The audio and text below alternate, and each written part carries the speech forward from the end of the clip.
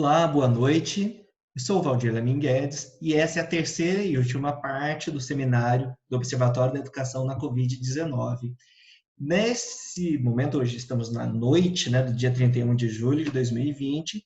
A ideia é, então, ser uma mesa redonda. Temos aqui, então, né, o Alexandre, a Ângela, a Carolina e o Gustavo, que vão conversar com a gente sobre diferentes aspectos relacionados à educação durante a Covid, né?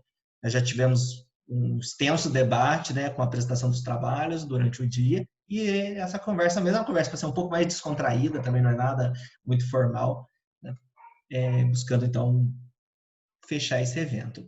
Vou só, então, mostrar aqui, esse é o site, então, do Observatório da Educação na Covid-19, explicar, então, que essa é uma iniciativa, né, ele é um projeto, né, um projeto sempre tem uma visão de que ele vai acontecer num prazo determinado, então esse projeto acontecerá num prazo enquanto a gente tiver sobre a influência da Covid, o que não sabemos ao certo quanto tempo vai demorar, né?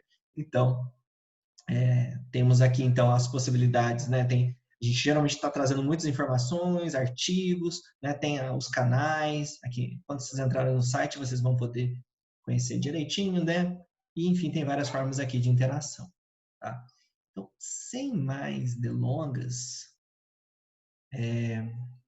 queria, então, jogar quem quer começar a falar, né? Vocês quatro estão à vontade, quem quiser começar pode, né? O Gustavo é mais desesperado, eu acho que ele vai querer. Não? Eu posso. Pode, então. Vai lá, faz as honras. Vamos lá, eu sou ansiosa também. Quero falar. Eu só Bom, assim. Você se sim. apresenta, eu vou pedir para vocês se apresentarem, assim, porque aí vocês ficam à vontade de falar quais são seus vínculos, e, enfim, falar o vínculo já vai explicando a situação. Bom, boa noite a todos e todas, né? Eu sou Carolina Stefano, bióloga, gestora ambiental e mestre em ciências. Inclusive, eu apresentei meu mestrado, né? Concluí agora na pandemia também. Enfim, olha quanta coisa interessante acontecendo na pandemia, né? A gente tem sido bastante produtivo. Bom, eu sou professora de biologia na Lançamos um ETEC, né? livro, né?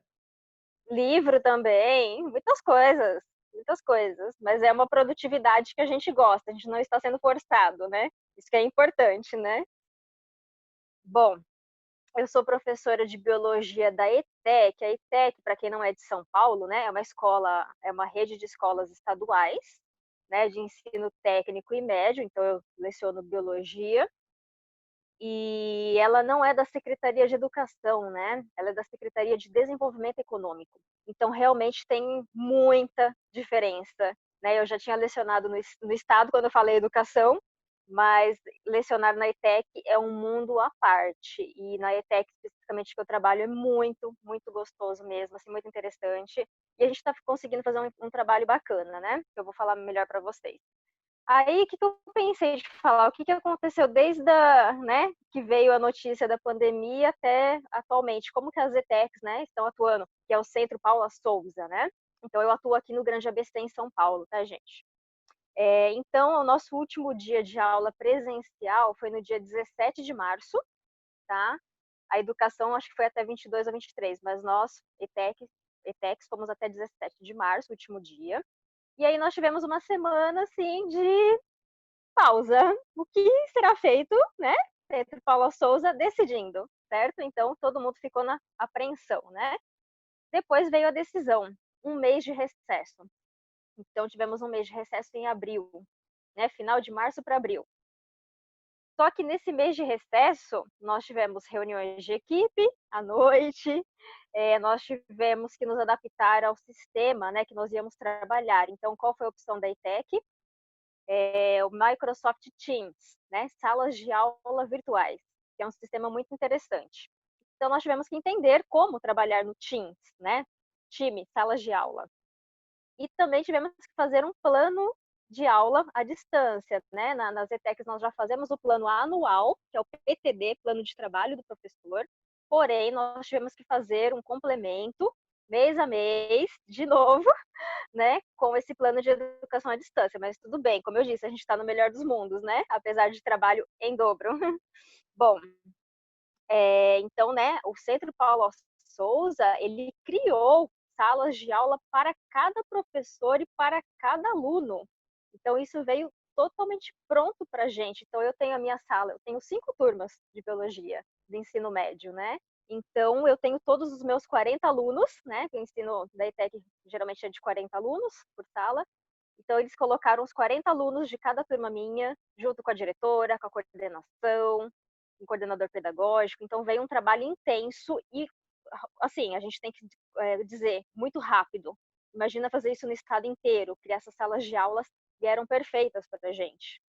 A gente não tem o que reclamar mesmo, tá?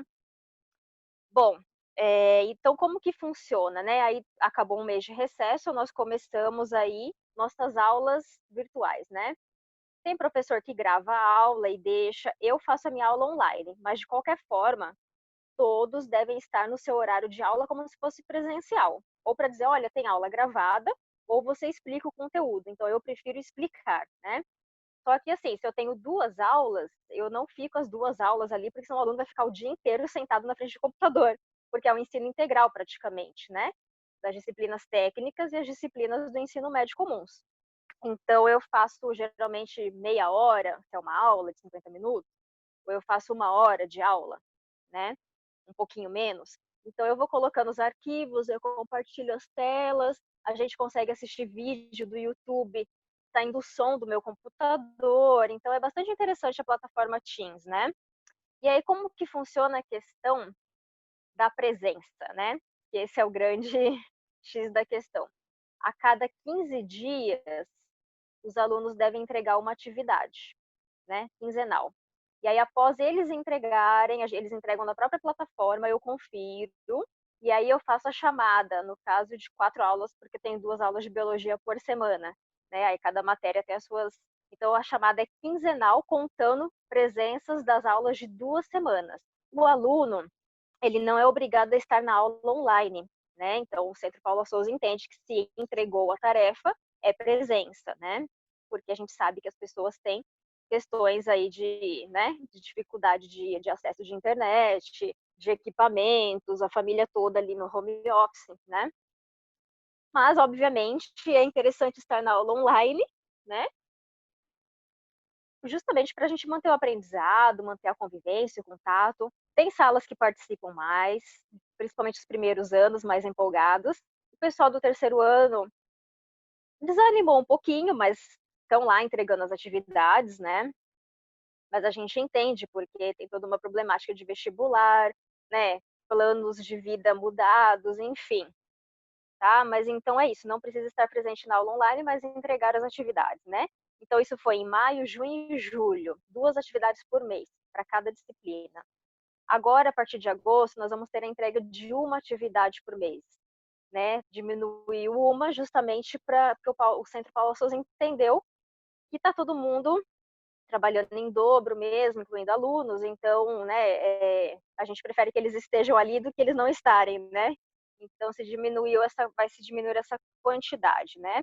Lembrando que a gente faz tudo no sistema, a gente não tem diário em papel. Nossas chamadas são em sistema, então é tranquilo fazer depois, e aí vem tudo certo no sistema, aula remota, reposição, a gente só vai clicando, né? Então é um mundo à parte muito bacana, muito organizado, né? Bom, deixa eu ver o que mais aqui.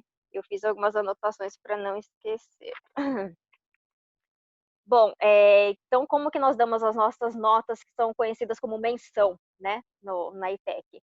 Até então nós tínhamos 3 menções por bimestre, mas agora nós temos 2. Então, dessas atividades entregues, escolhemos uma, né, para dar a menção, a nota, e uma observação direta. Então, a pessoa, né, o aluno entregou a atividade, o aluno entrou na aula online, então a gente vai somando, né? Não precisa ser só aula online, como eu disse, ele entregou, ele apareceu na aula online, ele tem uma menção maior, né? Bom, e o que a gente pode fazer, né? A gente está livre, assim, a gente tem uma liberdade na ETEC, e eu posso dizer que principalmente onde eu trabalho, a gente pode trabalhar de resumos, dissertação, redação, trabalhar com fórum, fazer sessão cineclube que eu fiz, eu participei de o Centro Paulo Souza tem muitas formações para os professores, né? E eu participei da formação da Mostra Ecofalante, então aproveitei um vídeo do meu curso, então a gente assiste junto, a gente faz debate, eles entregam um relatório. Eu fiz tudo individual, né? Mas eu vi que alguns professores trabalharam em grupo, mesmo cada um na sua casa, né? Então eu vou arriscar agora algumas coisas em grupo, sim, porque parece que funciona. É até bom para manter uma convivência, parece que eles estão sentindo falta disso, sabe? Então dá para trabalhar de várias formas, fazendo mapas conceituais, testes, formulários. Eu particularmente não gosto de formulário. Mesmo nas minhas atividades de testes, eu prefiro montar uma tarefa, né? A gente chama de tarefa ou um formulário no Teams. Bom, então o Teams dá para a gente anexar os arquivos, né, que são os conteúdos, seja de livro, páginas da internet, a gente pode pôr os sites, né, pode deixar YouTube, enfim, pode pôr vídeos, como eu falei, as atividades a gente deixa em tarefas, então ele é tudo organizadinho. A gente coloca aula 1, então a aula 1 corresponde ao mês de junho, ou a primeira quinzena, então a gente consegue apontar direitinho para ficar uma coisa bem organizada mesmo. E a gente consegue ver se o aluno entrou, se ele visualizou a tarefa, se ele entregou, se ele não entregou. A gente também tem um chat particular, então tem alunos, são poucos, tá, gente? Como eu falei, a gente está no melhor dos mundos na ETEC, né? De 40 alunos, no primeiro bimestre o pessoal estava mais, a gente entende perfeitamente, estava mais na ativa, né? Porque veio de um presencial, então 2 por sala que sumiram um pouco, a gente fica nesse chat particular tentando conquistar, chamar o aluno, enfim. E agora no segundo bimestre que nós fechamos hoje no conselho de classe, a gente teve de 3 a 4 alunos, dependendo da turma, que deram uma sumidinha, né? Mas aí o que a escola faz? A escola da ITEC, ela tem uma coordenação específica para só ficar nessa interação com os alunos.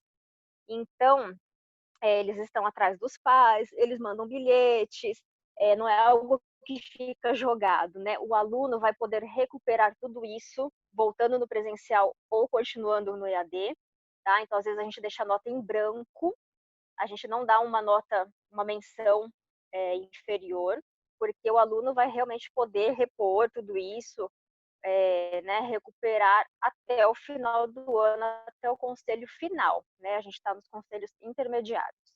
Bom, a escola também oferece a opção de imprimir as atividades, então a coordenação pede aos professores mandam, o aluno ou alguém da família retira com todas as normas de segurança e de saúde, tá? E aí ele devolve, a gente recebe por WhatsApp, enfim, a gente está usando todas as redes sociais possíveis e imagináveis que, enfim, para interagir com o aluno, né, da melhor forma possível. As ETECs, né, então o Centro Paulo Souza também identificou que muitos alunos não têm internet, e aí teve uma aquisição de chips, né, para celulares, mas enfim, aquela situação, todo mundo tem celular, né, não basta ter o chip. Então, assim, né? Tem N situações. Mas, enfim, a gente fala aquilo que a gente sabe que está sendo feito, tá? Deixando claro que eu sou professora, não sou coordenação, então, assim, eu falo pela Carolina, né? Eu falo no geral o que eu sei da ETEC, né? O que eu estou passando, né? Enfim, e aí o que acontece, gente?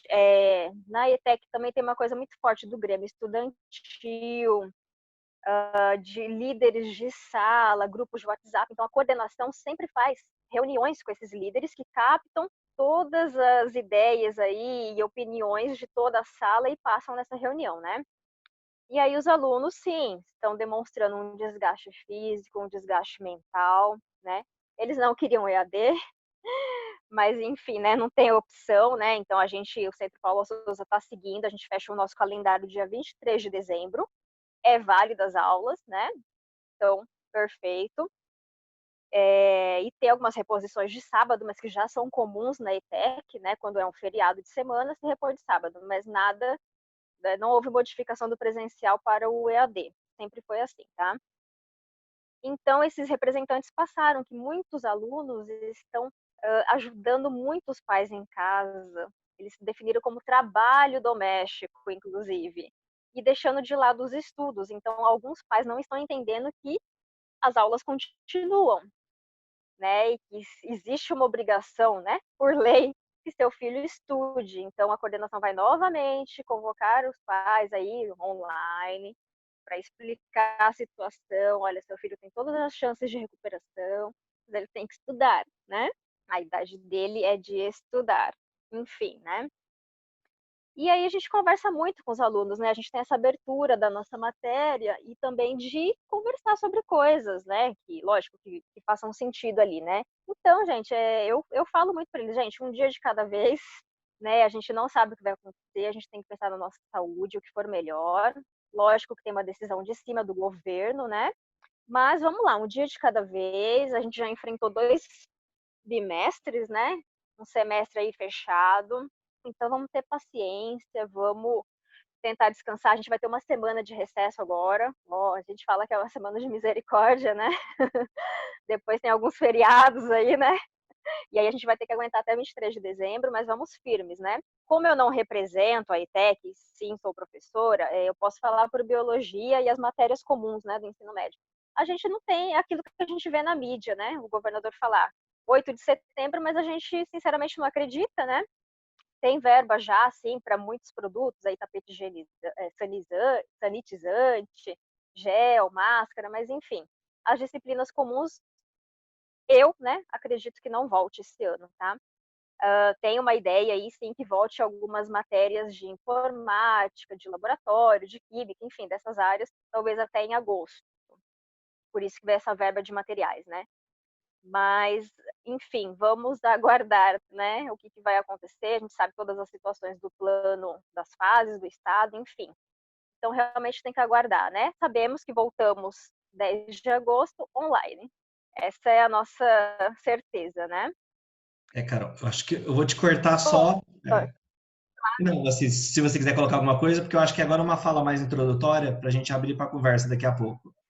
Você quer falar tá. mais alguma coisa introdutória? Era isso. Era isso. Aí tem o projeto da Fiocruz. Não sei se o projeto da ONG. Se é para falar agora, depois. É bem curtinho. Pode falar Mas então, fala. o Valdir pediu para que eu falasse de um projeto que eu atuo com uma ONG aqui em Santo André, nas favelas, né, na periferia. A gente está bem ativo, porque a gente conseguiu um edital da Fiocruz para fazer comunicação, né, de enfrentamento ao Covid nas favelas de Santo André. Então, é o MDDF Santo André, que trabalha com favelas, desde 1979, e a gente conseguiu aí 4 meses de projeto, vai até o final de setembro, final de outubro, comunicando as melhores práticas, dicas, ouvindo especialistas, por meio do quê? De spots, podcast, faixas, boletins, né, gravados, matérias em redes sociais, comunicação via WhatsApp. Então a gente está bastante ativo porque é justamente pela internet, né? E é um projeto que a gente criou chamado Comitê das Comunidades, que a ONG faz, e aí a gente conseguiu esse edital da Fiocruz. E tem sido bastante positivo. A ONG está bastante aí na mídia da região, pela própria Fiocruz, outras parcerias até com a Unesco, enfim, a gente está aí comunicando esse enfrentamento ao Covid, né? Então dá para ser ativo sim, né? Bastante nas redes sociais. É isso, Valdir, por enquanto. Bom, que ótimo, acho que deu subsídio para a gente conversar um pouco mais. Então vamos passar para o próximo, que alguém se habilita dos 3 convidados. Olá, Gustavo, então à vontade. Eu Eu acho vou marcar que 10 a falta de minutos. um grande Se você quiser que público. eu avise com 10 minutos, eu aviso. Gente, primeiro eu gostaria de pedir desculpas. Eu tenho um equipamento eletrônico muito limitado. Eu uso o celular com webcam e o monitor está aqui em cima. Então parece que eu estou olhando para além, mas eu estou olhando para a tela vendo todo mundo. Então, essas dificuldades da pandemia. Pois bem, eu me chamo Gustavo Borg, sou aluno de doutorado da Universidade de São Paulo, faço doutorado em letras e hoje atuo como professor de língua portuguesa do ensino fundamental 2, do 8º e 9º ano. Pois bem, vamos lá. Eu estou atuando como docente há 10 anos em escolas privadas na cidade de São Paulo e hoje trabalho numa escola internacional na cidade de Alphaville, aqui em Barueri, também na Grande São Paulo. Pois bem, eu tinha preparado um pequeno roteiro de apresentação, acho que vou segui-lo para deixar mais claro. Eu acho que É interessante essa conexão com a fala da Carol, porque a gente está trabalhando na educação básica, em que, além do componente pedagógico, de fato, nós temos uma dimensão socioemocional muito importante no processo de aprendizagem desses alunos. Então, eu falo pelos meus alunos, por exemplo, eles sentiram muito o impacto do isolamento social.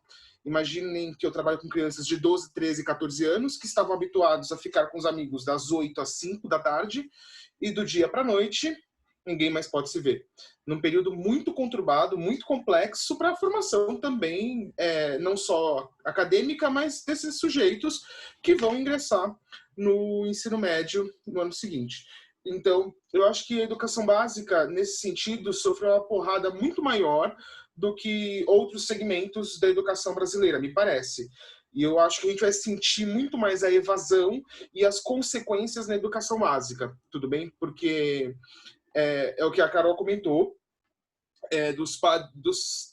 acho que pode dizer assim, da falta de interesse, das dificuldades, de não ver propósito de aprender nesse cenário, nesse momento, e dos pais acreditarem que não há porquê e tudo mais. Então, me parece, tá? São só impressões iniciais.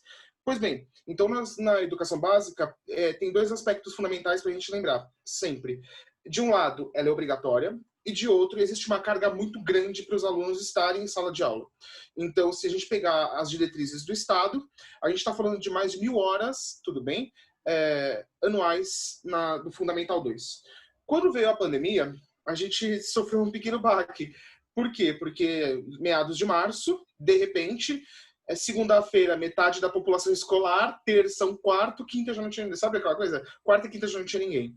Então, de uma semana, tudo que nós tínhamos planejado, organizado, estruturado, desapareceu.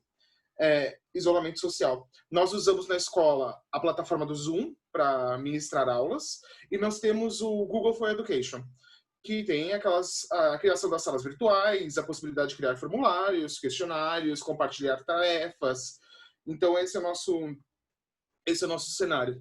Então, a partir de março, nós entramos no ensino remoto e foi um desafio tremendo, tanto para os docentes como para os alunos e para a coordenação, para conseguir gerenciar tudo isso, criar um calendário. E aí, nossa escola optou por uma estratégia diferente. Para evitar o desgaste de 6 horas de aula contínua no Zoom, nós temos intervalos. Então, os alunos têm 3 aulas por dia, intercaladas com produções, com atividades, com trabalhos, para evitar justamente essa sobrecarga.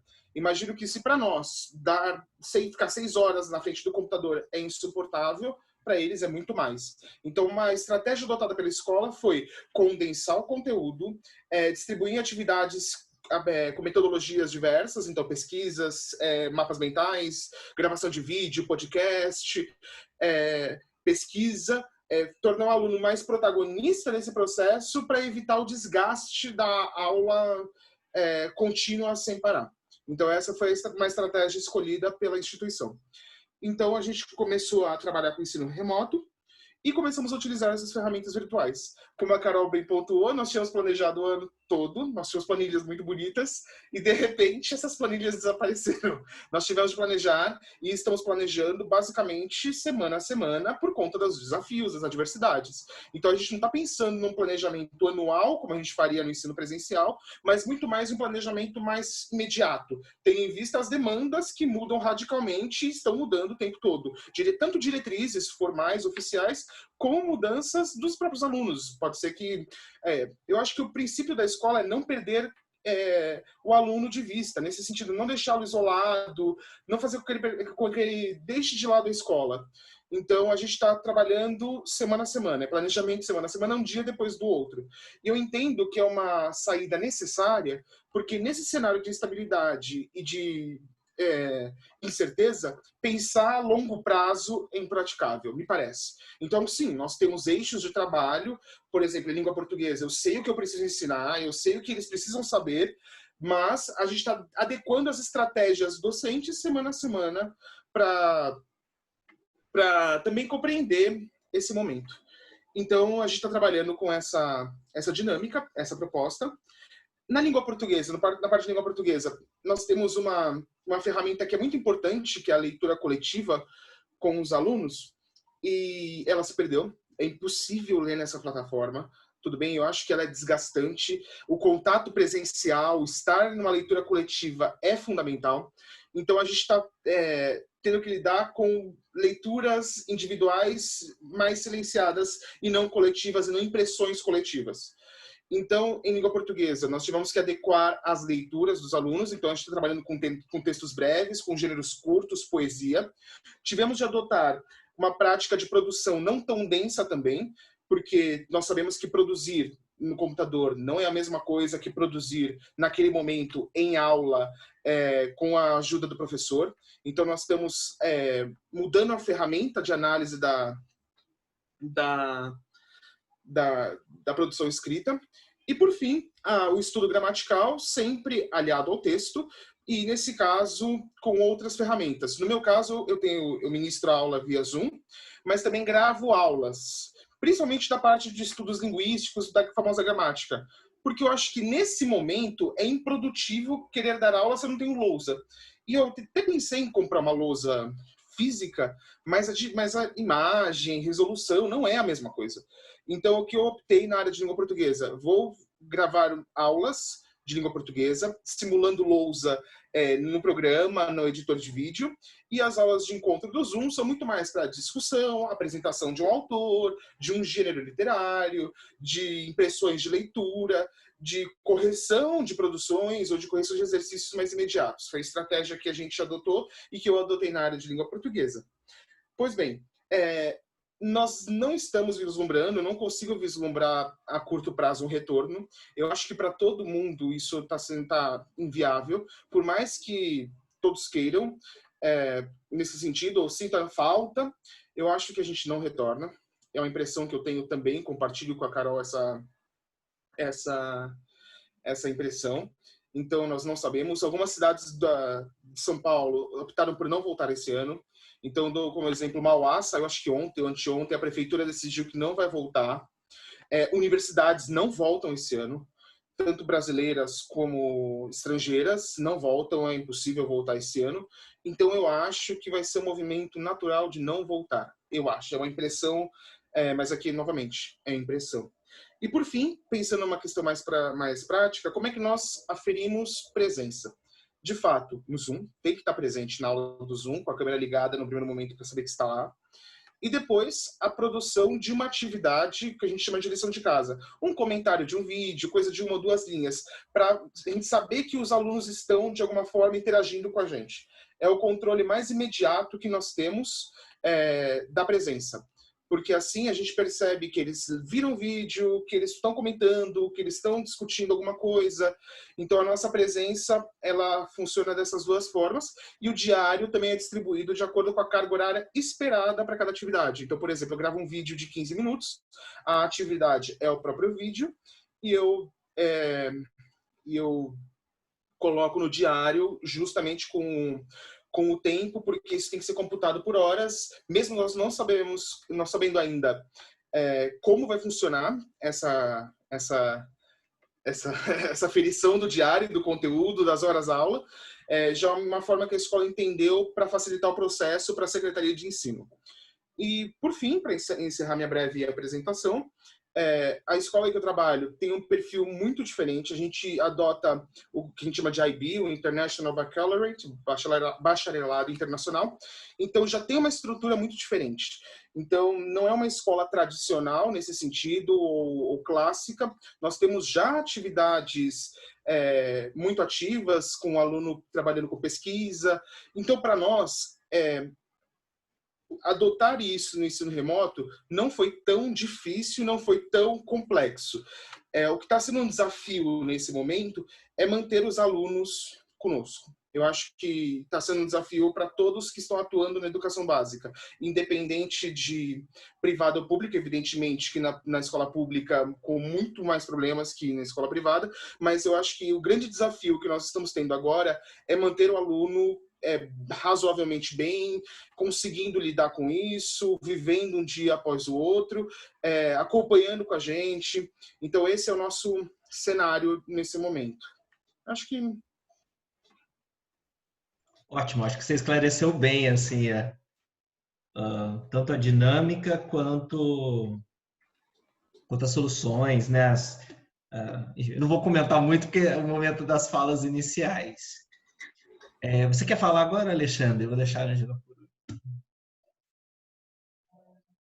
Ângela, se quiser falar primeiro, por favor. A Ângela, assim, pelo que eu conheço, ela vai dar uma geral, ela vai comentar o de vocês três, então eu acho que é melhor deixar. Então, Então tá ótimo. eu estava até pensando se o Alexandre também é ligado à educação básica ou Ensino superior. superior. Tá. Não, pode falar você primeiro, Alexandre. Tá bom, então, tá ótimo. Obrigado. Pode ser econômico, Alexandre, não precisa Tá ser. ótimo. Não, pode deixar. Bom, boa noite a todos, né? Obrigado mais uma vez, Valdir, pelo convite.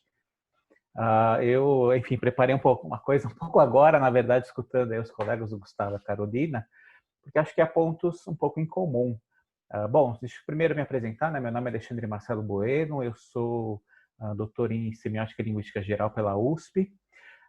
Eu sou professor do programa de pós-graduação em letras do Mackenzie, onde também atuo na graduação.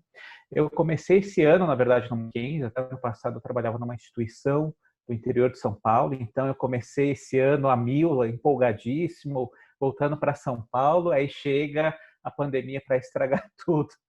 Eu, então, fiquei 1 mês e meio ali atuando presencialmente na instituição, não é? E aí eu lembro que no dia 12 de março, a coordenadora da pós-graduação já avisou, falou assim, olha, essa semana, que era uma quinta-feira, aí na sexta-feira nós íamos começar a aula, na aula da pós-graduação.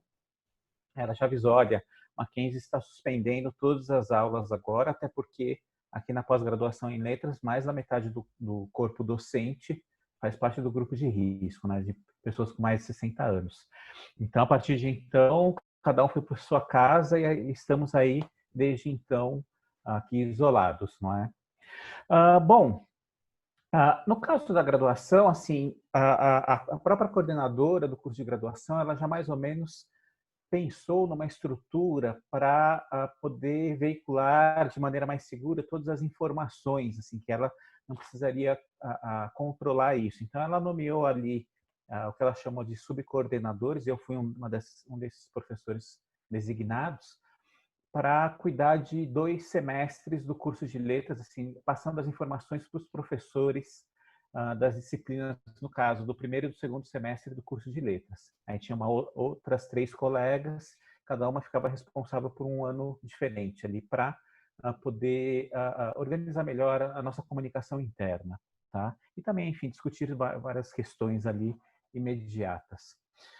O Mackenzie conta com uma plataforma, né, que é o Moodle, que eu particularmente tive que aprender ali a usá-lo meio que à força, até porque na outra instituição que eu trabalhava não era o Moodle, era uma outra plataforma também.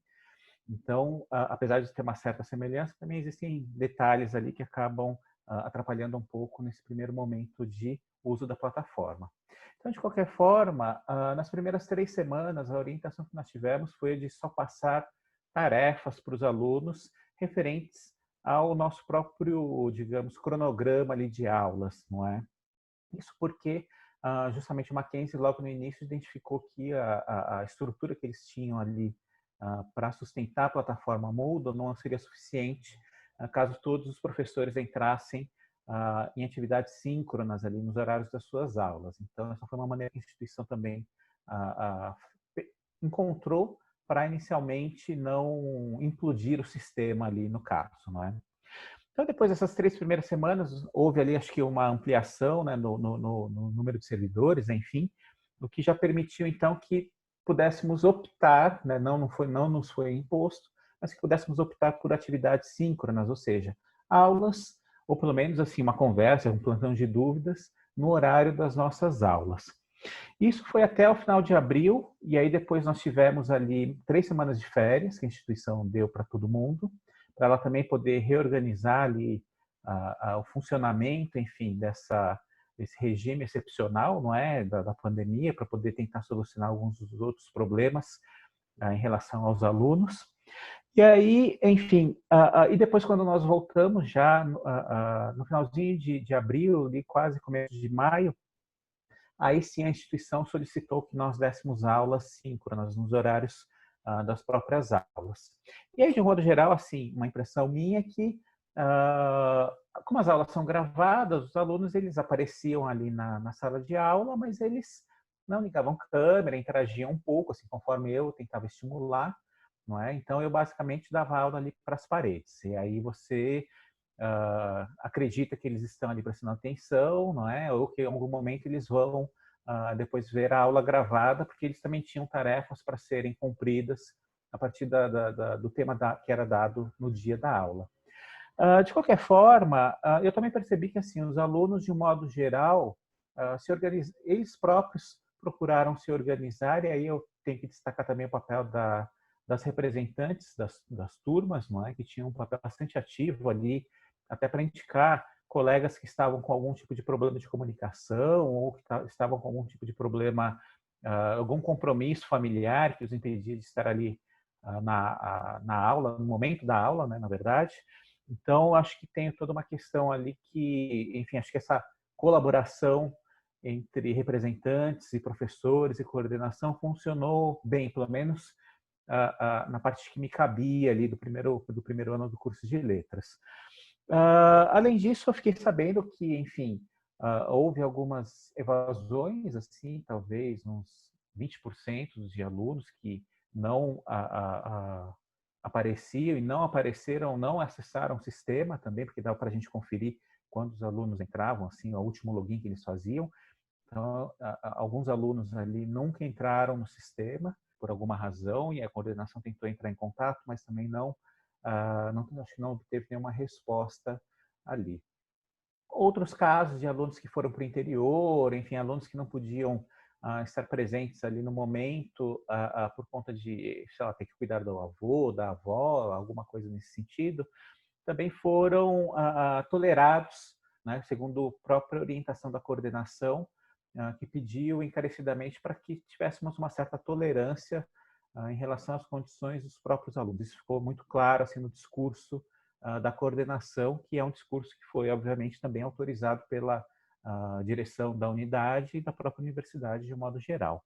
Em relação à pós-graduação, só para também não me alongar muito, conversando ali com os alunos, um problema que muitos relataram era a questão, por exemplo, da falta de acesso às bibliotecas para eles poderem acessar seu material, não é? Então, assim, nem tudo está disponível na internet, mesmo que seja de maneira, digamos, ilegal, né, com cópias, enfim, em PDF.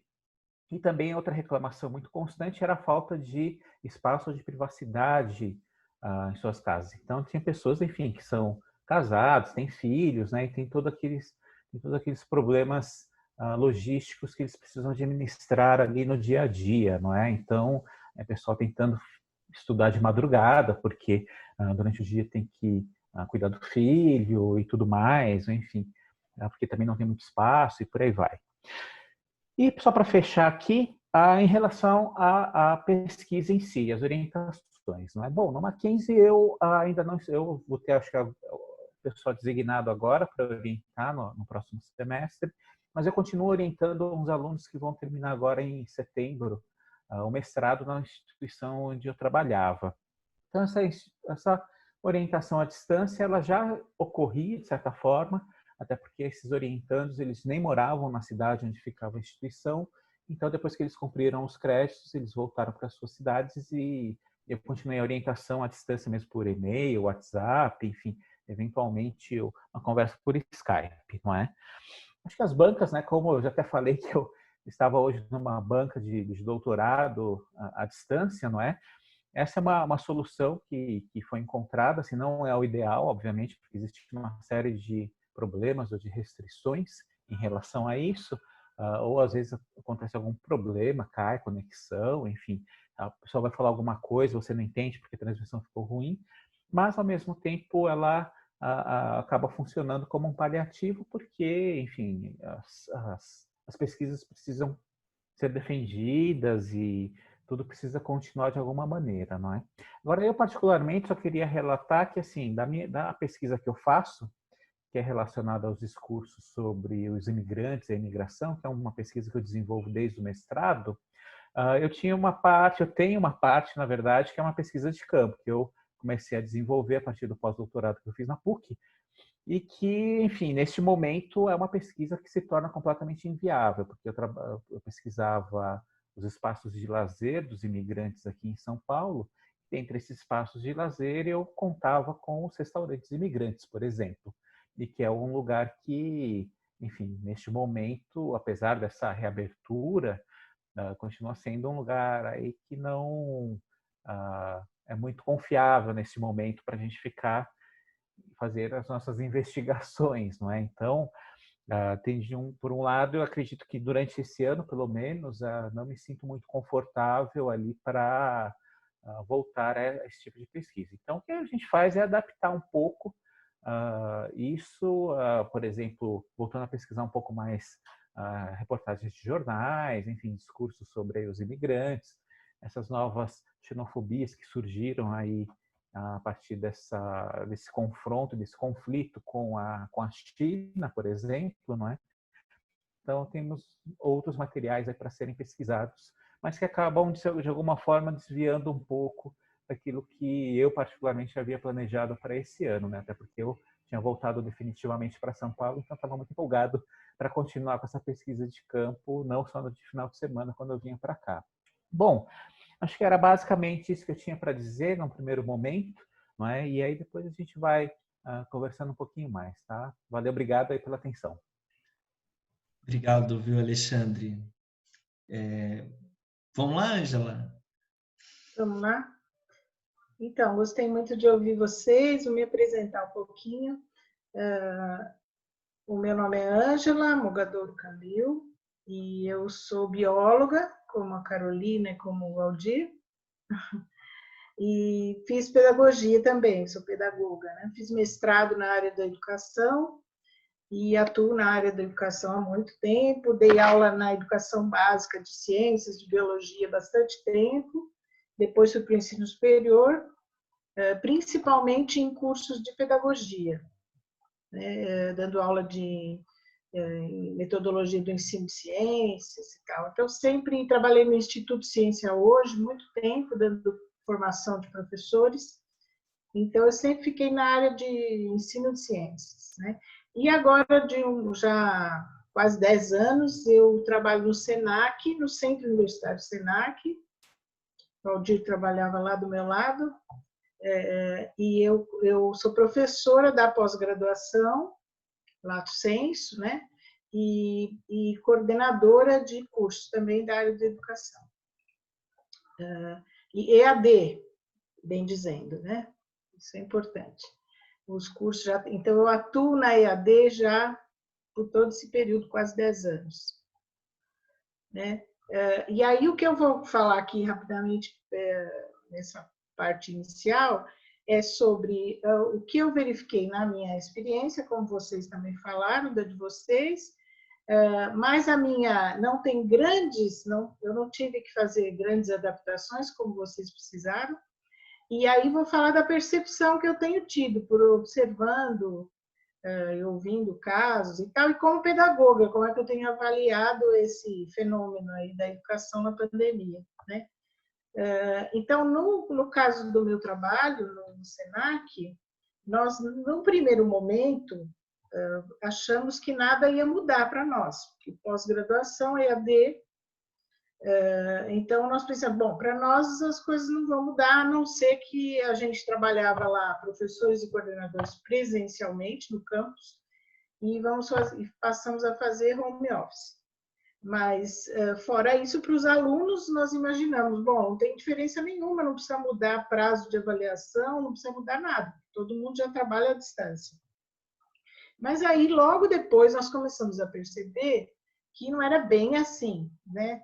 Quer dizer, por conta de tudo isso até que vocês apontaram, das questões, por exemplo, que o Gustavo apontou, socioemocionais, e as condições dos alunos em casa, né?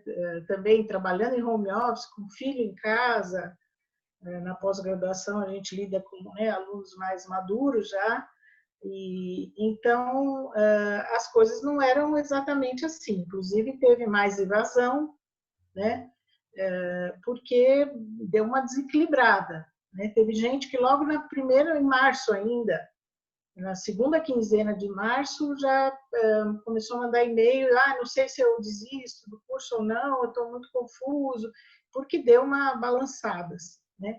E aí muitos resolveram continuar, e nós tivemos reuniões também no sentido de acolher esses alunos, e aí o que nós fizemos de casa, cada um de casa, foi fazer mais webconferências, mais momentos online com os alunos, para eles sentirem, né, que tem gente ali do outro lado, tal, mais do que a gente já fazia.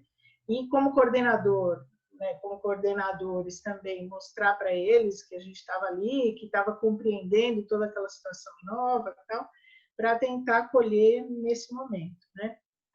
Então, flexibilizamos um pouco mais também as tarefas, prazos, essas coisas, para tentar adequar. Mas, de resto, continuou tudo igual, né?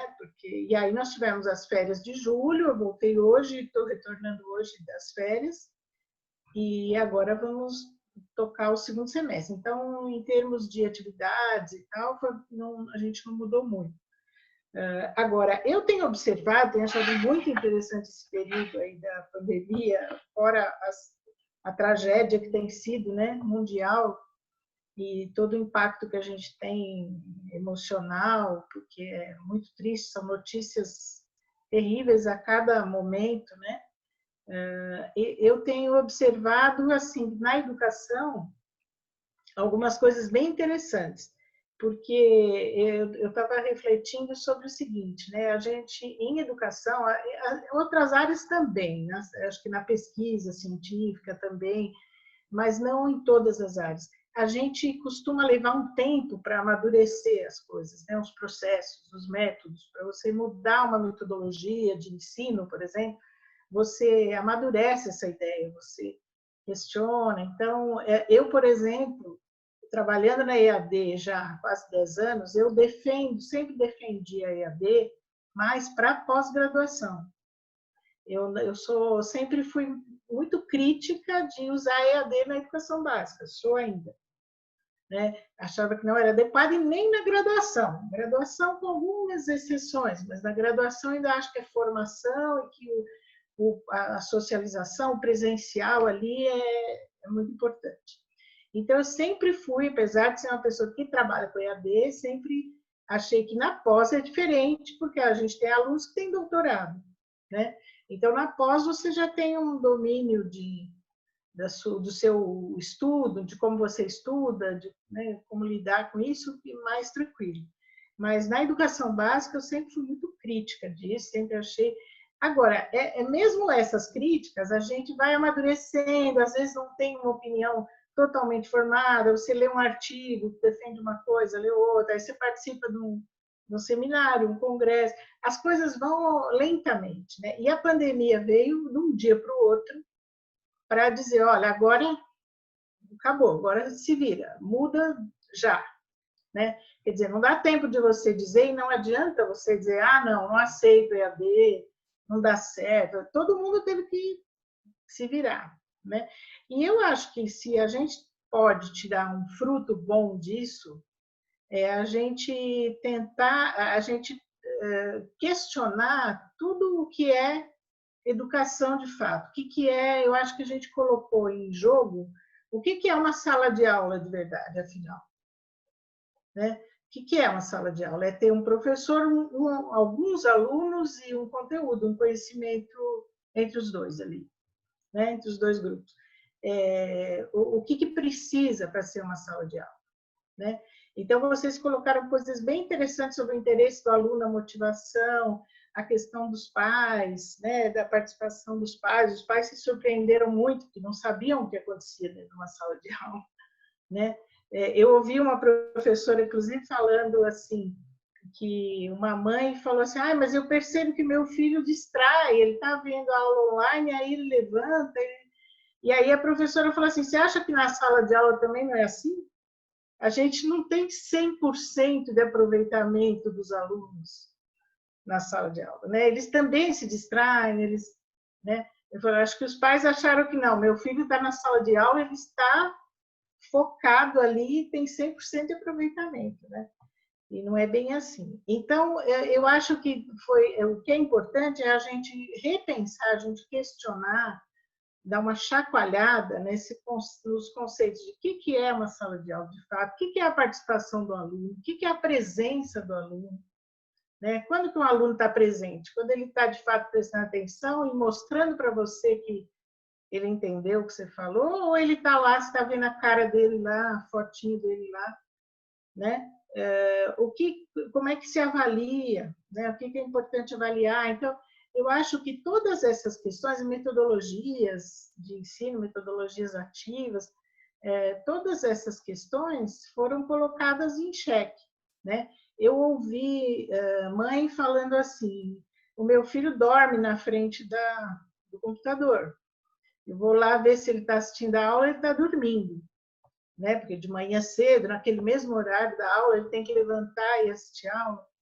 E aí essa mãe falou assim, aí eu comecei a assistir um pouco da aula e quase que eu dormi também, porque o professor é uma voz absolutamente monótona, sem uma coisa muito estática, muito... E é claro que esse professor não estava preparado para isso. Provavelmente pode ser que, inclusive, na sala de aula ele não seja assim tão monótono, né? Mas aconteceu esse tipo de coisa.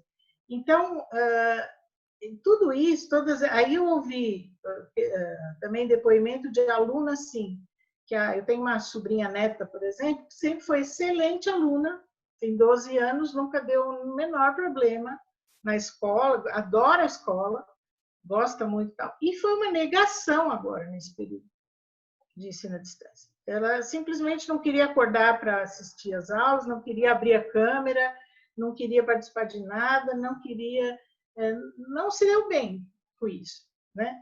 Então, a gente teve todos os modelos aí para observar, todas as situações para observar. E eu acho interessante a gente questionar tudo isso. Eu vi, por exemplo, uma escola de educação infantil que, como trabalha com crianças de 5 anos, então 15 alunos de 5 anos. Imagina você pôr 15 crianças de 5 anos ao mesmo tempo na tela, né? Interagindo. É impossível. Primeiro que eles nem ficam parados, né? Então, o que essa escola fez? Eles dividiram uma turma de 15 alunos em 3 grupos de 5. Então, a professora se comunicava com 5 de cada vez, 3 vezes por semana, em alguns horários que combinaram, inclusive com os pais, qual seria o melhor horário, fizeram uma votação, e eles deram sugestões de atividades para os pais trabalharem em casa. Além da aula que a professora dava ali naquele momento, mas sugestões. Então, com várias atividades, e os pais tinham que escolher, porque algumas atividades são com argila, com desenho, pintura, então depende da condição ali da família, e os pais escolhiam algumas atividades, e aí os alunos apresentavam para os colegas o que eles fizeram, né? E eu achei bem interessante, considerando a idade dos alunos, né? Então, eu acho que, por exemplo, vocês estão falando de turmas de ensino, final do ensino fundamental, né? Séries finais, no caso da Carolina, do Gustavo, eu acho que talvez, né? Aí jogando para provocar, talvez menos horas com grupos menores, né? Dividir a turma em grupos menores. E o aluno ter menos horas do que ele teria.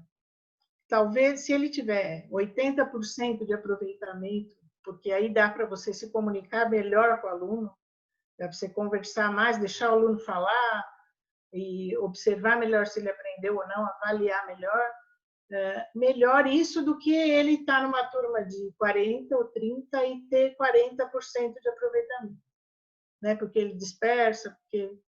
Então, quer dizer, eu acho que tudo isso tem que ser chacoalhado, né?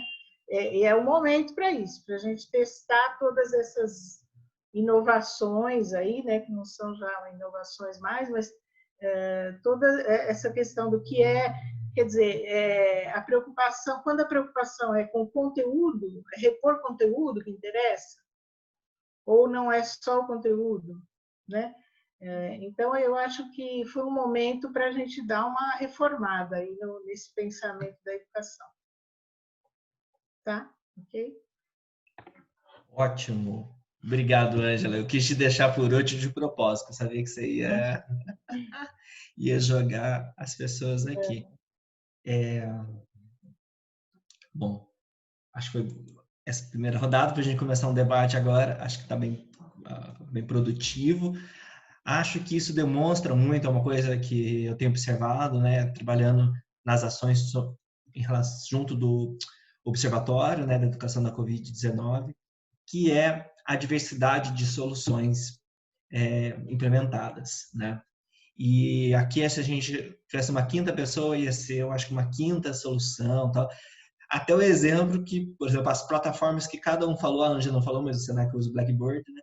Então, assim, foi sem querer, mas cada um usa uma plataforma diferente, né? Então, assim, para ver como que cada solução mesmo é bem customizada, né? Eu lembro em algumas webconferências do Observatório que a gente fez em semanas passadas, duas questões. Uma era assim, essas atividades serão consideradas dias letivos? Né?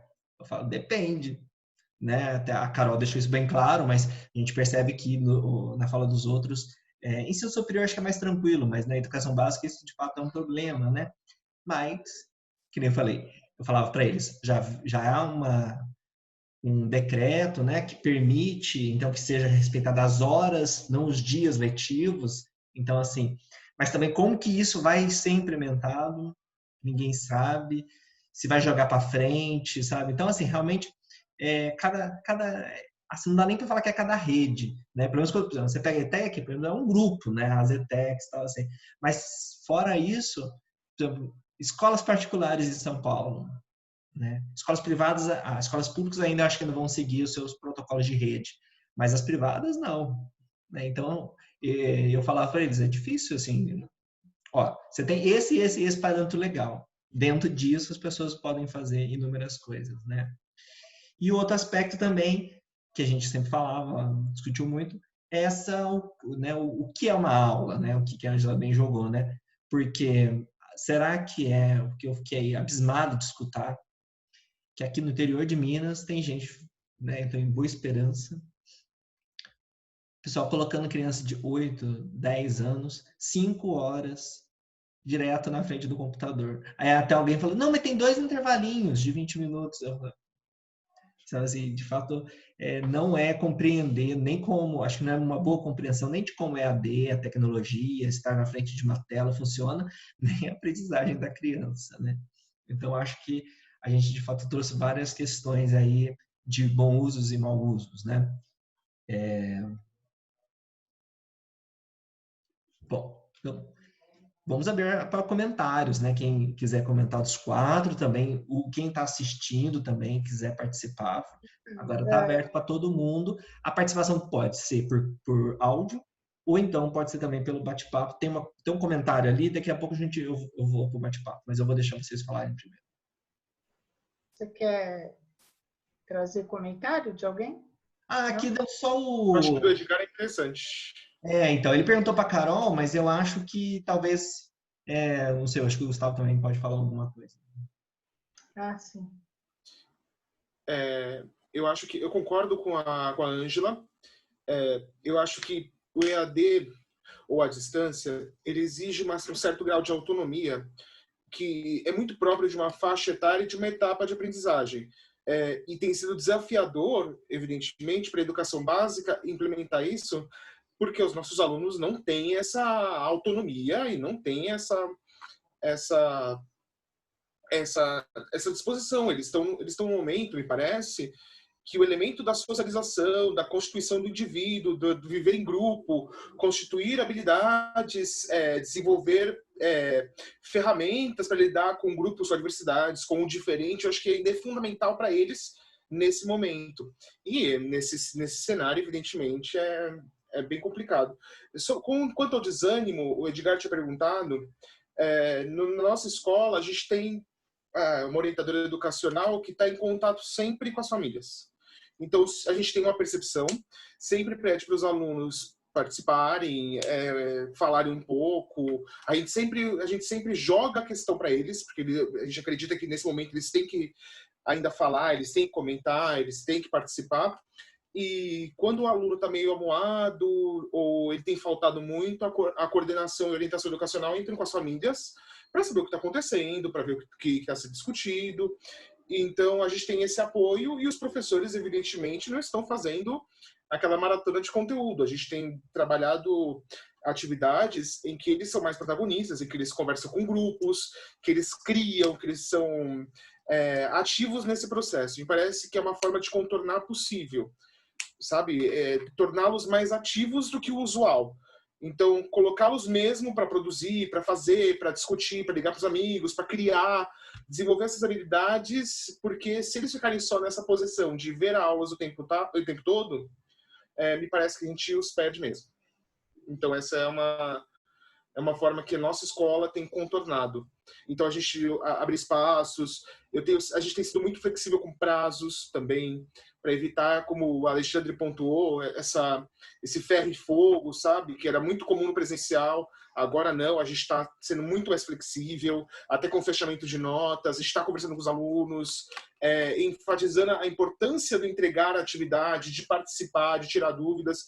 Então, as matérias de português e matemática na escola, por exemplo, oferecem plantões de dúvidas, em que os alunos podem aparecer para fazer atividade com a gente, para conversar, para aprontar o problema, e às vezes eles vêm realmente para fazer um ou dois exercícios, mas comentar o que estão achando. Então, tem sido um espaço possível nesse momento. Bom, respondendo ao Edgar, né? É o mesmo caso do Gustavo. A ETEC, ela tem essa questão muito forte, né, de avaliação do socioemocional, dessa observação direta aí do professor e da equipe, né? Você trabalha bastante com essa avaliação contínua, com projetos, né, principalmente no presencial, mas a gente tem total liberdade aí no virtual. Então, tem essa coordenadora específica, né, de orientação educacional. Então, a gente fez o conselho de classe hoje, né? Então, vimos de novo que se repete aqueles alunos que sumiram. Então, às vezes eles sumiram realmente da plataforma virtual. Então, eu, como professora, não consigo fazer nada, né? Então, a coordenação vai ligar, vai mandar carta, mas quando a gente tem o aluno ali que a gente ainda consegue um contato, aquele que não sumiu, são poucos casos, como eu falei no começo para vocês, tá? Eu tenho total liberdade para conversar em particular com ele no chat, perguntar o que está acontecendo, posso dar todo o prazo do mundo, né? A avaliação é contínua mesmo, e a gente recebe, a gente pergunta se está tudo bem, aí tem aluno que se abre, tem aluno que vai se abrir com coordenação, enfim. É o que dá para se fazer, né? Não dá para ir nas casas, mas a coordenação liga, manda carta, enfim. E eu sei que é um trabalho bem, bem forte mesmo, né? Sempre teve e se mantém nessa parte do virtual, né? E aí a gente, além das nossas aulas, enfim, né? Lógico, a gente depende de regras, né? Como disse o Valdir, é uma rede, então não dá para minha ETEC decidir nada. A gente recebe memorandos, às vezes um por dia, né, do alto escalão, enfim, então regras, né, regras para todo o estado de São Paulo. Então não dá para, infelizmente, como disse a professora, não dá para a gente falar assim, vou dividir turma e, né, e não vai ser no momento da aula, enfim, são outras questões, né? Mas a gente em reposições que acontecem de sábado teve até um tour virtual, né? Em vez de ter uma matéria, aquela coisa toda, foi uma atividade única para todas as disciplinas, um tour virtual pelo Museu de Louvre. Aí cada professor pensou uma perguntinha e foi num formulário. Então a gente está vendo muito isso com eles, né? Os tours virtuais dos museus. Eu também como bióloga, olha gente, olha o Museu de Zoologia da USP. Enfim, vamos explorar isso, né? Vamos fazer esses tours, porque eles estariam fazendo várias visitas. A ITEC preza muito por visitas técnicas, né, de campo. E a gente teria ido lá já, né, falar de evolução, de zoologia.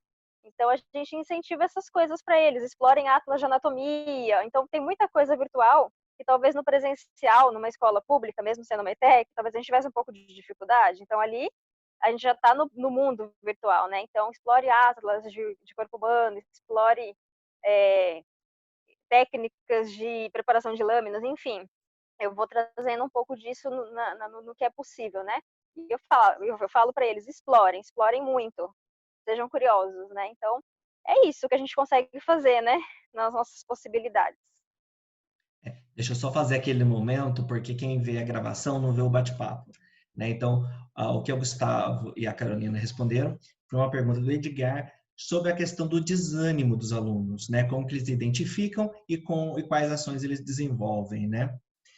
Agora, vou só seguir aqui, falando que eu também tem um comentário aqui do Luiz Gustavo, acho que ele está falando bem no caso do Gustavo, que o Gustavo está destacando como que a escola não está pesando tanto nos conteúdos, né? E aí o que o Luiz Gustavo, eu concordo com ele, fala assim que ele tem sentido justamente o contrário, né? Uma forte cobrança por resultados, sobretudo no volume, né, de informações, né?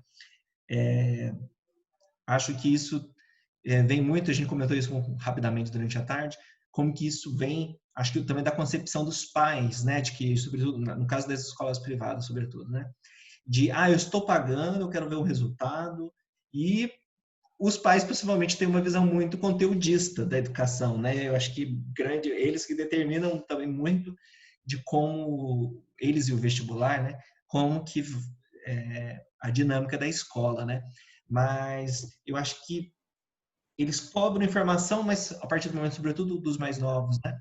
Quando eles vão ajudar nas atividades, eles percebem que é muita coisa. E aí você deu o contrário, ele quer material, mas depois ele percebe que é muita coisa. Então, fala assim, assim, a pessoa, na verdade, não sabe o que ela quer, né? Porque ela quer muito, mas também não quer muito.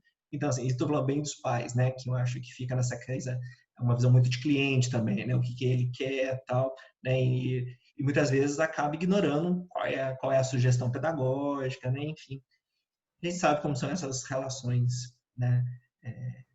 Normalmente, né? Bom. Na nossa escola, Valdir, e já respondo também o Luiz Gustavo, a gente recebe muita gente de fora, muitos estrangeiros, e a gente tem um currículo que busca se adequar ao bacharelado internacional. E esse bacharelado propõe não um ensino extremamente conteudista, mas muito mais focado em projetos, em pesquisa, em interação, em habilidades. Então, no nosso caso, essa cobrança ela é quase inexistente no sentido assim dos pais quererem conteúdo o tempo todo. Tanto é que nossa escola não é voltada para o vestibular, porque parte dos nossos alunos vão fazer ensino superior nos Estados Unidos, na Inglaterra, na Austrália. Então, no nosso caso específico, não há essa cobrança. A gente, muito pelo contrário, os pais estão vendo que, de fato, nós estamos, sim, desenvolvendo na medida do possível, evidentemente, por conta dessa situação, as habilidades propostas pelo IB.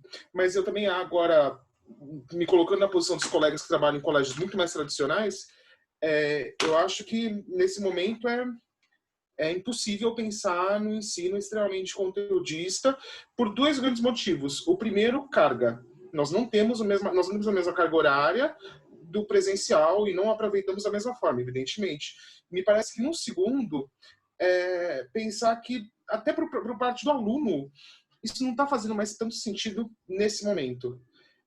O que você tem visto de alunos pedindo o adiamento do Enem, o adiamento de vestibulares, porque justamente não estão conseguindo dar conta dessas obrigações, desse conteúdo agora, eu acho que inviabiliza essa cobrança extenuante quanto aos conteúdos da forma mais tradicional possível.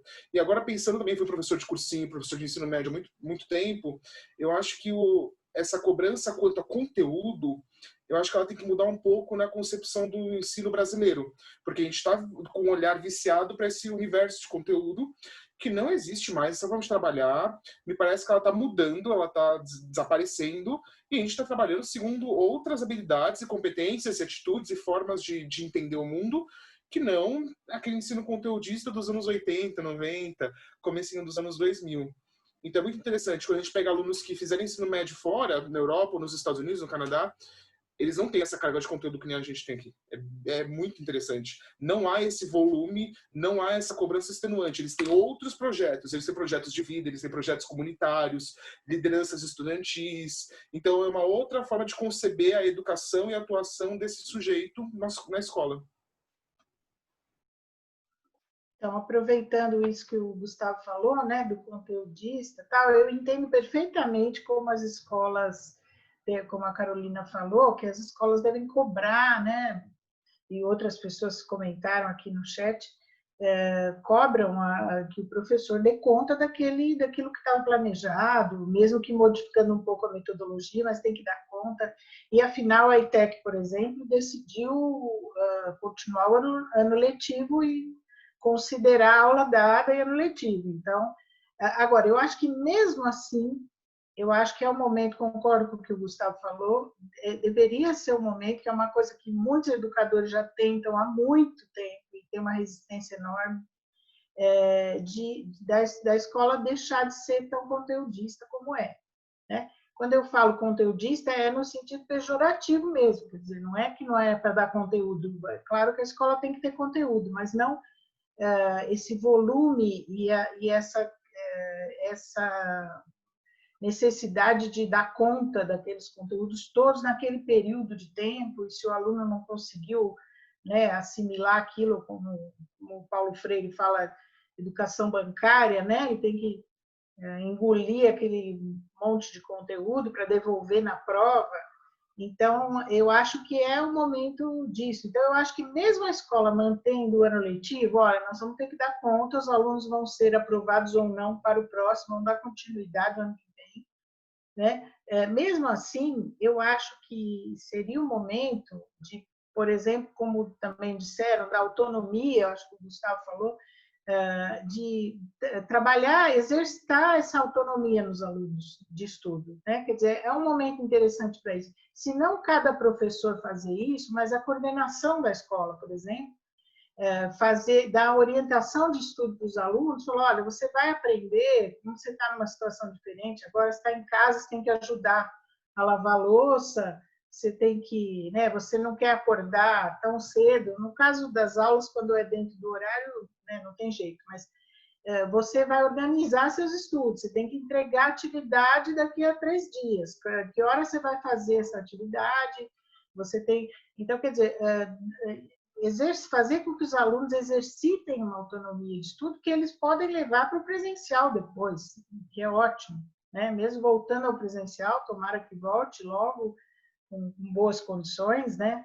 Não já, mas quando tiver boas condições, e que ele pode levar isso para o presencial. Tudo que a gente quer é isso para o aluno do presencial também, que ele chegue na sala de aula já com o texto lido, com a atividade feita, né? Se organizando. Então, eu acho que é um momento interessante de exercitar isso com os alunos, né? E é isso, se não dá para o professor organizar, quando eu falei até dividir em grupos e tal, eu acho que o ideal seria cada turma, o professor ou o professor junto com o coordenador, entender qual é o melhor para aquela turma. Como é que nós vamos ter que dar conta, no caso da Carolina, por exemplo, nós vamos ter que dar conta disso aqui até 23 de dezembro. Como é que nós vamos fazer isso? Né? Então, e aí sentir isso, conforme a idade dos alunos, conforme, né, as condições e tal, mas fazer para quê? Para ter o melhor aproveitamento possível do aluno, né? Para ele aprender o melhor possível. E acho que é um desafio para o professor avaliar de fato, né? Procurar quebrar algumas paredes e avaliar de fato o que daquele conteúdo é fundamental, quer dizer, o que eu quero que o aluno aprenda daqui disso aqui que eu estou falando, o que é fundamental que o aluno saia desse ano sabendo, né? Porque certamente a gente vai tirar umas coisas aí que a gente vai jogar fora, né? Porque o aluno vai no essencial. Então, eu acho que é um desafio interessante. E eu queria só dar um exemplo de empatia, né? Exercitando a empatia, porque nada como a gente se colocar no lugar do outro para a gente entender o problema. Assim que a gente começou o home office no Senac, um dos coordenadores fez a seguinte pergunta: Bom, todos os professores vão trabalhar de casa, né? Como é que eu controlo a hora do professor? Como é que eu sei se ele está trabalhando aquele número de horas mesmo ou não, né? E aí, quer dizer, para não falar para ele, olha, você é um chato de galocha e você não está numa indústria, né? Eu comentei assim, eu falei, olha, se você tem professores que você precisa ficar vigiando se o cara está trabalhando ou não, né? Quer dizer, veja, curso EAD, quer dizer, dá para você ver se o professor está no fórum, interagiu no fórum, se o professor fez webconferência, se o professor... que mais que você quer? Saber se ele está sentado na frente do computador, né? Então, eu falei, se você tem professores que você precisa ficar em cima dele vigiando, então manda embora e contrata outro, porque isso não é um bom professor, né? Então, eu acho que, e aí, colocando, a gente se colocando no lugar, né? Quer dizer, do aluno. Imagina o aluno ficar, você tem que ficar olhando se o aluno está mesmo prestando atenção ou não, só falta você olhar, focalizar a retina dele, né? Fazer um estudo, sei lá, neurológico para ver se de fato a atenção dele está em você ou não, porque ele está ali olhando para você, mas será que ele está pensando em outra coisa? Quer dizer, só falta esse tipo de controle, né? Então, eu acho que isso é um desafio para a gente, quer dizer, ninguém quer ser vigiado desse jeito. Em vez de você vigiar, você dá um problema, uma situação, problema para o aluno resolver e ele tem que mobilizar vários conhecimentos para responder aquela situação, problema. E aí você vai saber, olha, aquele ali pegou, aquele ali entendeu bem, aquele ali estudou para fazer isso, para responder. E deixar os alunos conversarem, interagirem, um aprender com o outro, né? Que eles sabem fazer isso muito bem. Então, eu acho que é um momento de desafio para a gente dar uma chacoalhada nessas coisas. Ótimo. Eu acho que, bom, tá muito bom. Eu gostei muito, acho que acertei nos meus convidados. Aqui só trazendo, né, o Luiz Gustavo complementou, porque a gente acabou falando mais das privadas, apesar de ter citado a ETEC, né? E ele falou que há muito a cobrança que ele está passando, ou que ele tem visto também, é muito, então, em prestar contas, né? Ele está dentro né, da administração pública, e também justificar o pagamento de salários, né? Eu acho que essa situação, bom, é justamente o nível que o Luiz Gustavo está relacionado, que é a educação, o ensino infantil, né? A gente também acho que tem essa situação, ficou bem gritante nesse nível de formação, como, por exemplo, minha sobrinha aqui, em Boa Esperança. Ela estava com uma turma numa escola infantil, não é nem escola infantil, é maternal, né? Até 3 anos. Eram 12 alunos, se eu não me engano. 10 crianças saíram da escola. Então, ela tá recebendo algumas atividades, vídeo no YouTube ou algumas historinhas da professora, só porque eles já pagaram o semestre todo. Então, eles já pagaram até o fim do ano, na verdade. Então, na verdade, estão ajudando a gente a cuidar da menina, enfim, faz vídeo e tal. Ela e a outra menininha, né? E assim, porque todos os outros tiraram, né? Porque, de fato, acho que isso é uma coisa que vai acontecer com muitas escolas da educação infantil, né? Essa querer justificar um pagamento e que, na verdade, para essa fase, muitos pais vão falar que isso não é relevante e vão acabar fazendo isso. Esses dias eu vi uma estatística, parece que cerca de 30% das escolas infantis privadas vão falir, né? Então, acho que a gente vai ter um cenário complicado aí. Bom, eu acho que eu vou propor da gente já fazer rodadas finais de fala, né? Tipo, eu já estou aqui desde manhã no evento, então, assim, acho que também, né, o Alexandre também já participou de 4 horas de uma banca, então, enfim, acho que está todo mundo já querendo, é sexta-feira, né?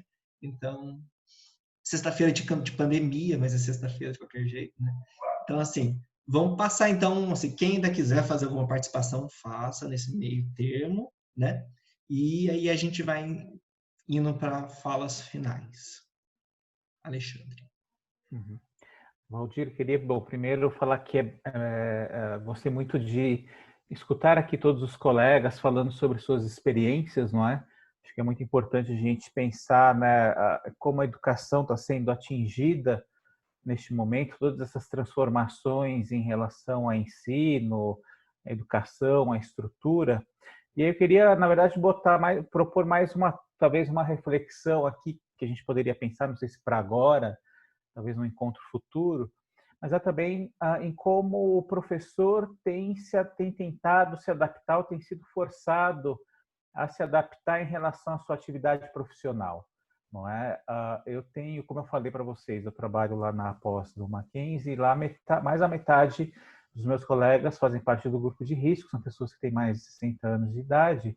E aí, conversando com um desses professores, que eu já conheço há um bom tempo, que é um baita professor, ele me relatou assim, da dificuldade que ele tem em dar aula à distância. Assim.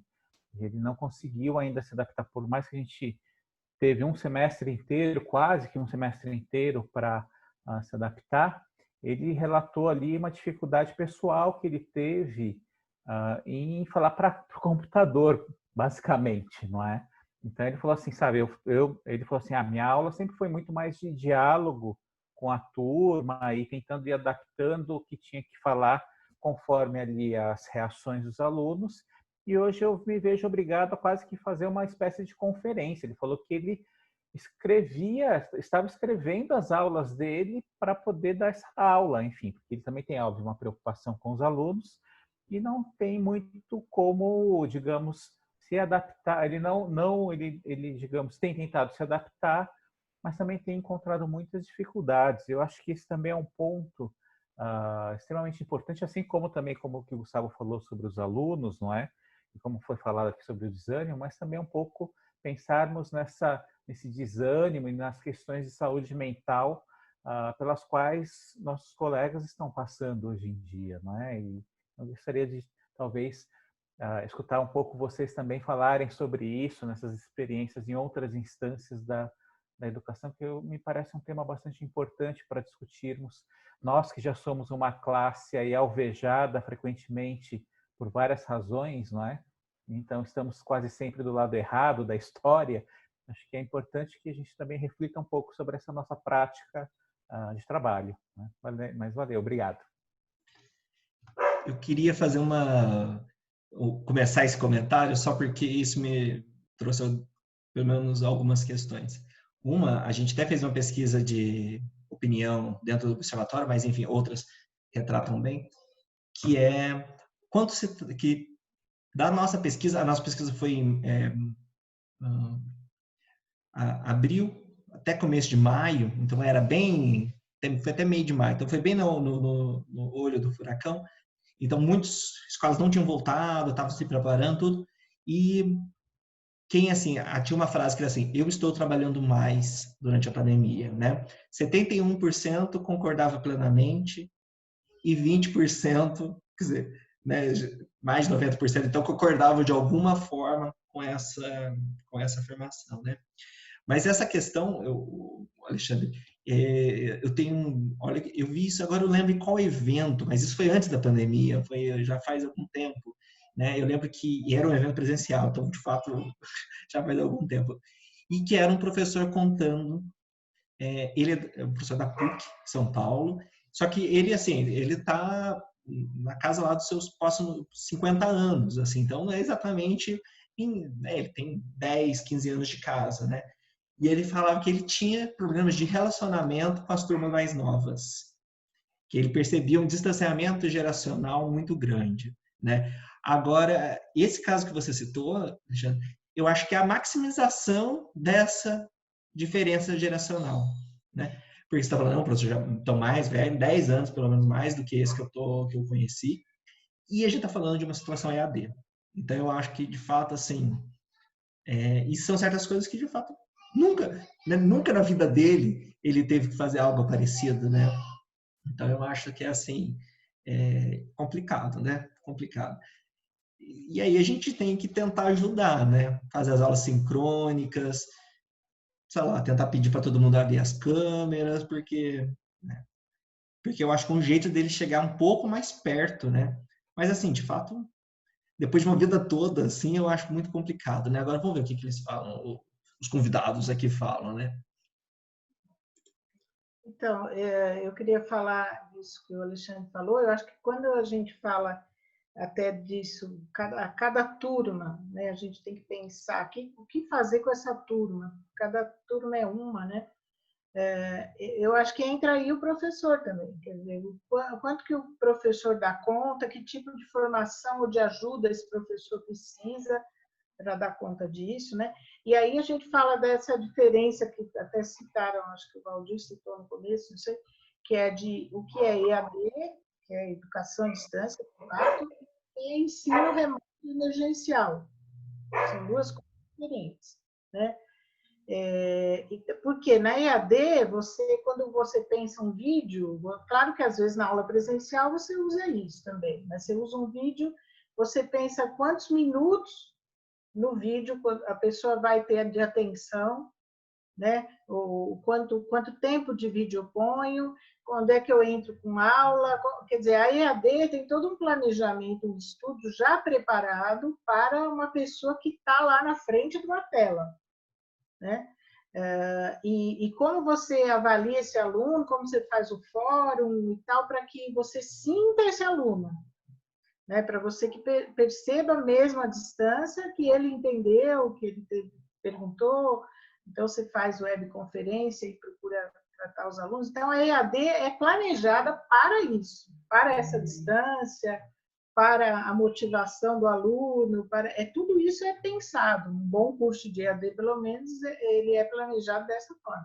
O que a gente teve agora, né, foi o ensino remoto emergencial, que muita gente agora, passados 4 meses, já melhorou muito isso, né, já entrou, já adaptou e tal, e está com uma qualidade bem interessante. Mas e aí o professor, por exemplo, que não é adaptado para isso, ele sofre muito mesmo, né? Ele nunca tem. Lá no Senac nós tivemos isso, a gente tem curso de graduação e pós presenciais e à distância. E aí alguns professores têm até um certo preconceito com a EAD, né? Professores do presencial, não todos, claro, mas alguns do presencial têm um preconceito. Às vezes um coordenador, um professor era convidado para trabalhar na EAD e falou: não, EAD não quero saber. Agora, quando aconteceu isso da pandemia, pediram para os professores do presencial prepararem aulas à distância, gravarem aulas, videoaula e tal, alguns materiais, algumas atividades. E aí eles correram para o pessoal da EAD, falaram: por favor, ajuda aí, porque o que vocês têm de material já pronto? Tem cursos, inclusive, que tem o mesmo curso, que tem as duas modalidades, né? EAD e a distância. E aí a gente ouviu o depoimento de alguns professores falando: nossa, é outra coisa, eu preparei um videozinho lá que era horrível. Era uma coisa, e é claro, né? Porque ele não está preparado para isso. E aí ele falou: aí o de vocês não, é outra qualidade, é outra coisa. Então, quer dizer, tem essa diferença também, e que os alunos sentem, né? Então, eu acho que pensar no professor também, que o professor teve que passar e tem que passar, né? Eu acho que também é um momento de valorizar o trabalho do professor, né? Tomara que a gente consiga isso, porque ontem eu vi na televisão uma mãe de aluno falando que tem uma filha que está se alfabetizando, 7 anos. E aí ela falando assim: eu estou tentando ajudar um pouco aqui. Aí ela colocou o abecedário na parede, fez umas coisas. E ela falou: mas eu percebi que eu não tenho didática. Eu não tenho didática, precisa de um professor. Quer dizer, estão descobrindo que o professor tem alguma habilidade, né, que não é só ficar ali cuidando dos alunos naquele horário. Então, tomara que a gente tire coisas que a gente leve depois para o presencial, né? Até quem vai voltar para o presencial, que leve essas questões de o professor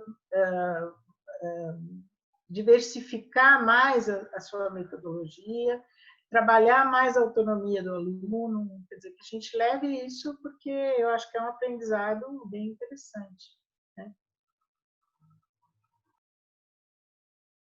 Bom, posso falar que, pegando o que o Alexandre falou, né? Eu aprendi muito. Eu confesso que eu não sou tão tecnológica, mas então eu acho que né, o Teams e tantas outras coisas que nos forçaram, entre aspas, né? Mas eu estou levando pelo bom sentido, pelo lado bom mesmo. Muito a aprender ainda, mas eu quero levar para as minhas aulas depois, já que eu vi que a maioria realmente tem acesso, e não sei se esse chip vai continuar, enfim, mas, né, uma maioria tem, ou algo em grupo, as aulas híbridas, né, aula invertida, então mais pesquisa, a gente já faz, mas mais pesquisa, deixar mais textos, mais vídeos, enfim, vendo que eles estão se dando bem, né? Eles estão se dando bem, eles estão levando até de boa mesmo essa questão, e os cursos que eles fazem, informática, administração, desenvolvimento de sistemas, enfim. Então, eles já têm algumas habilidades aí, né? Eles têm coisas que eles entendem bem mais até que o próprio professor de informática, essas sacadas, né, dessas plataformas e tudo mais. Então, eu com certeza vou levar esses aprendizados, e eu agradeço, Valdir, aí pelo chamado a participar dessa banca. Olha, estou com mestrado na cabeça, dessa mesa redonda. E prazer em conhecer todos que aqui estiveram. Muito obrigada. Eu acho que a observação do Alexandre, deixa eu tirar o fone que tinha um eco aqui. Eu acho que a observação do Alexandre é extremamente pertinente, porque a gente tem que pensar que acho que são duas questões centrais aí. A primeira é que a distância para nós foi via forceps, né? Em nenhum momento foi decidido, foi conversado, muito pelo contrário. Nós tivemos de nos adaptar a uma realidade por conta de um cenário muito extraordinário e que acontece uma vez a cada 100 anos. Então, eu acho que essas tensões geracionais, tecnológicas, elas são naturais desse processo, porque ele não foi um processo feito aos poucos, muito, muito pelo contrário, é uma mudança muito, muito violenta, me parece, que escancara, como um comentário que eu li aqui da Guilhermina, sim, as diferenças sociais, econômicas desse país, e também diferenças geracionais, de formação, de trabalho metodológico, didático. Então, acho que a pandemia, ao passo que ela nos colocou numa situação, ela mostrou para nós um panorama muito interessante, muito preocupante também da educação brasileira. Então, eu acho que não vai substituir isso do presencial. Eu concordo nesse caso com a Ângela. Eu acho que as coisas tendem a ser mais amarradas. Então, vai reforçar, de um lado, a importância do EAD e, de outro, a importância também do presencial. Então, a gente vai ter um trabalho comum, contínuo, de compartilhamento de metodologias, compartilhamento de técnicas. E eu acho que vai ser o que vai ser exigido para nós, aliás, vai ser exigido para que nós façamos em sala de aula daqui para frente. Eu estava pensando no que a Carol falou e, de fato, é isso. Eu também era péssimo, nunca pensei em gravar um vídeo de aula na minha vida Na minha vida, assim, nunca pensei em gravar um vídeo, nunca pensei em dar aula numa tela. E hoje eu tenho um canal e os alunos gostam, eu acho que tem funcionado. Eu falei para eles que eu vou manter mesmo no presencial, porque aí eu crio um catálogo de conteúdos ali que eles podem acessar, eles podem pesquisar. Então, eu acho que serve também como aprendizagem, como aperfeiçoamento de metodologia mesmo. Então, eu acho que é um procedimento, me parece, natural da educação, é algo que muito mudou. Se a gente pensar nos últimos 50 anos, pode ser que no Brasil as coisas demorem um pouco mais para chegar, mas fora do país as mudanças foram violentas, tanto na pós-graduação quanto na graduação e no ensino base. E é interessante pensar essa questão, e tanto na pós-graduação quanto no ensino base. E, de alguma forma, nós vamos ter que nos adaptar aos novos tempos, né? E é um movimento que tem sido feito. Eu lembro, acho que vocês conhecem, a mudança, o bafafá que foi quando a União Europeia adotou o currículo de Bolonha, acho que no começo dos anos 2000. Reduziu todas as graduações e unificou todas as unificações na União Europeia. No começo, foi um inferno na Terra, com oposições, com protestos. Hoje se entende, de alguma forma, que a formação de Bolonha e o mestrado mais curto, o doutorado mais longo, melhora um pouco a qualidade de formação para áreas específicas. Então, eu acho que, de alguma forma, é um processo que nós vamos passar e que foi iniciado nesse cenário mais violento, aí, se a gente pode dizer. Eu digo violento porque as mudanças foram do dia para a noite, sem conversa, sem preparação. E eu acho que a gente também tem que pensar um pouco nessa questão de que a educação ela se adapta, sim, aos novos tempos. Nós temos novas perspectivas, novas correntes críticas, novas correntes teóricas. Eu sou casado com uma pesquisadora, faz doutorado em linguística na USP também, só que ela trabalha a aquisição de linguagem. E aí a gente está discutindo os manuais de gramática no ensino fundamental, e eles são jurássicos. Assim, não correspondem, de fato, ao estudo da língua moderno. Então, eu acho que educação, a forma de ensinar, os componentes curriculares, as habilidades exigidas, sim, elas vão mudar no transcorrer das décadas. Então, eu acho que fica essa minha impressão.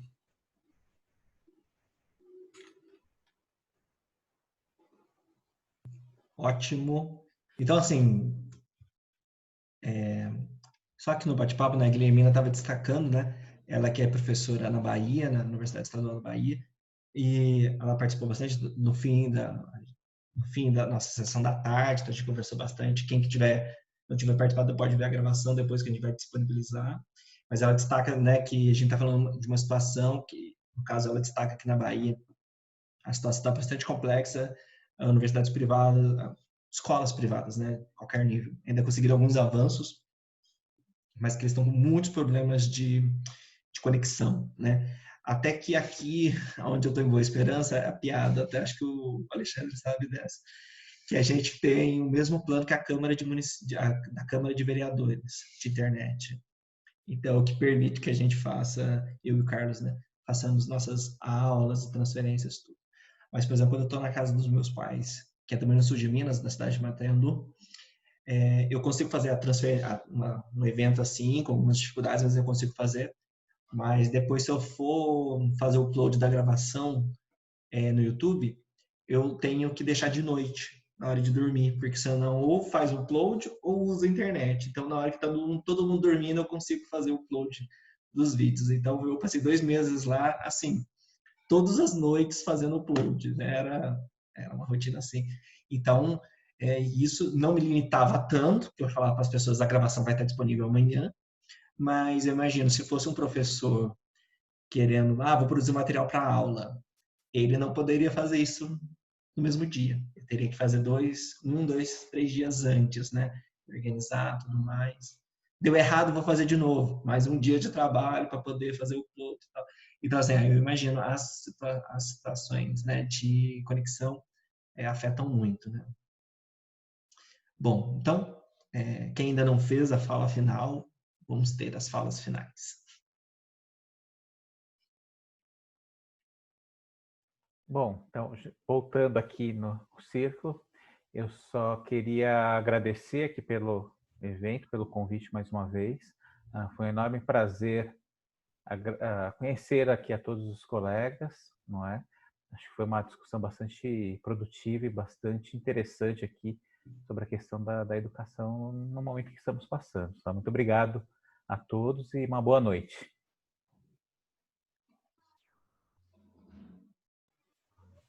Então, eu também queria agradecer a gentileza do Valdir em me convidar. A presença dos colegas foi muito interessante. Eu acho que esse compartilhamento de experiências é fundamental nesses tempos de isolamento.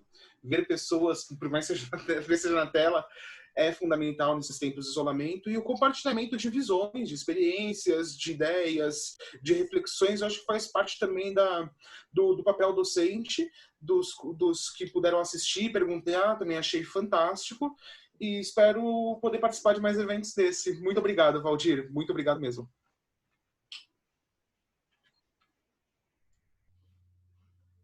Carol, quer falar, Carol? E a gente passa para a Ângela depois. Opa, bom, agradecendo novamente o convite do Valdir, prazer em ter conhecido o pessoal aqui da mesa redonda, o pessoal que contribuiu nos comentários. Qualquer coisa a gente está aí, né? Tem os nomes, a gente está aí nas redes sociais, enfim, né? Para se achar. E vamos aí, vamos em frente, um dia de cada vez, né? Pensando na nossa saúde. Obrigada, gente. Boa noite.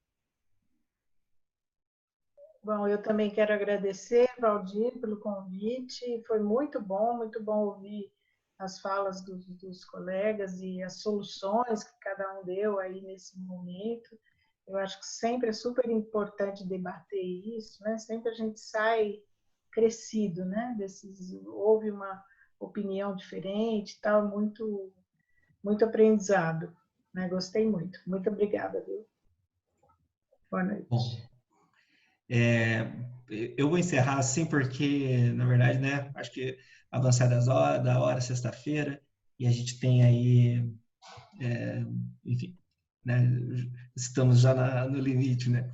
Então, assim, queria agradecer muito, eu fiz o convite também não faz muitos dias, né, então agradeço também a disponibilidade mesmo, né, meio em cima da hora, né, todos são meus amigos, né, assim, mas, enfim, foram convidados também pela relevância que podiam falar, eu acho que isso aconteceu aqui, né. Agradeço também a participação aqui do Edgar, do Luiz Augusto, Luiz Gustavo, desculpa, esse horário, imagina, e da Glenina, que comentaram, tudo mais. Também agradeço quem participou do nosso seminário, e essa gravação vai estar disponível amanhã, então, e assim, aí eu vou mandar um e-mail com os links, gravação e tudo mais, tá bom? Então, muito obrigado, e com isso, então, eu encerro essa